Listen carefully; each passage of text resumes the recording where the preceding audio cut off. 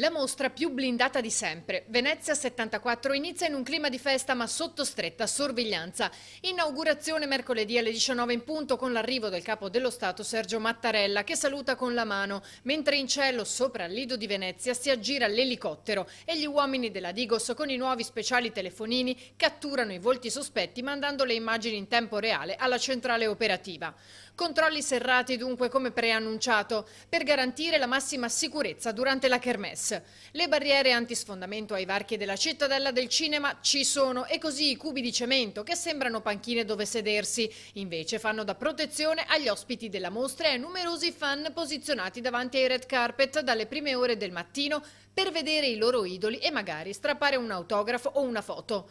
Venezia 74 è una delle mostre più blindate, ma quasi senza darlo a vedere. La paura non deve dominarci, avevano detto alcuni giorni fa il sindaco Brugnaro e il presidente della Biennale Baratta, e così sembra essere tra chi assiste alla kermesse. Non è invece particolarmente blindata per Renato Brunetta, anche lui ospite all'inaugurazione. Non la vedo molto blindata, come sempre. Sicurezza.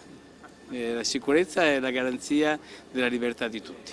L'Italia è, incrociando le dita, finora l'unico paese che ha resistito al terrorismo, nonostante le invasioni.